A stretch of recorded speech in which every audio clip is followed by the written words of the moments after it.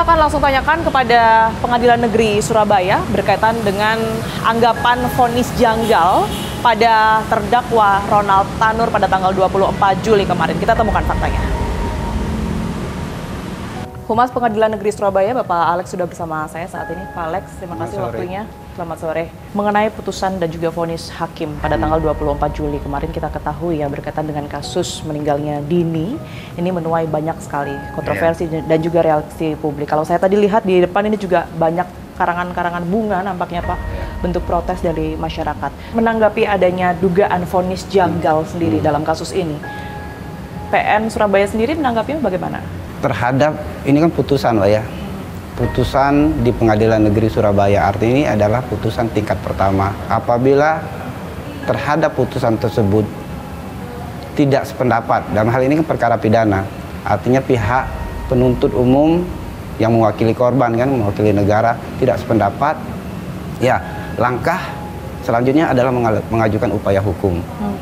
Terhadap perkara ini kan adalah putusan bebas, artinya langkah hukum yang harus dilakukan adalah kasasi.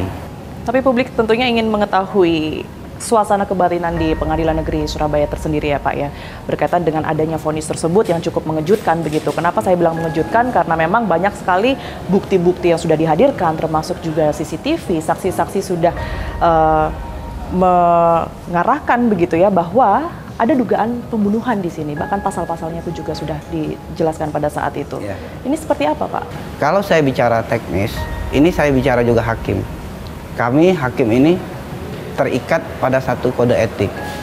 Artinya ada satu kode etik yang harus kami patuhi, bahwa kami tidak bisa berkomentar, saya selaku hakim tidak bisa berkomentar terhadap putusan tersebut.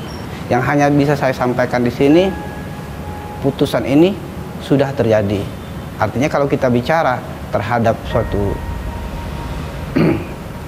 kepastian atau bicara suatu anekdot hukum bahwa ini adalah res judicata pro veritate habetur, artinya putusan hakim itu harus dianggap benar. Jadi untuk saya, bagaimana saya terhadap putusan, apakah buktinya, saya tidak bisa berkomentar, karena kami terikat terhadap kode etik tersebut. Tapi sejauh ini ada permintaan untuk pemberian klarifikasi tidak Pak, yang harus dilakukan oleh Pengadilan Negeri Surabaya? Dari? Mungkin berkaitan dengan adanya laporan ya, karena kemarin...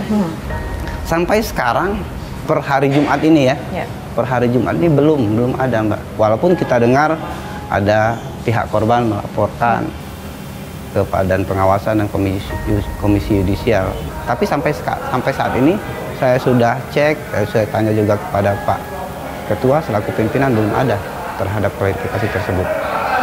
Sejauh ini ada upaya atau mungkin rencana ya Pak ya dari pihak Pengadilan Negeri Surabaya untuk menonaktifkan ketiga hakim tersebut, Pak Alex? Jadi seperti yang saya sampaikan, kita tidak punya kewenangan Pak. Pengadilan Negeri ini tidak punya kewenangan untuk menonaktifkan sebelum ada perintah, sebelum ada petunjuk daripada hasil pemeriksaan. Jadi ketiganya hingga hari ini masih aktif? Belum ada, ya? Masih aktif, masih berjalan seperti normal dan juga masih bersidang. Terima kasih Pak. Sehat selalu Mbak. Sehat selalu. Sore. Kita temukan fakta selanjutnya. Apakah hakimnya salah, apakah JPU salah, apakah penyidiknya salah, tapi ini suatu kelompok kerja.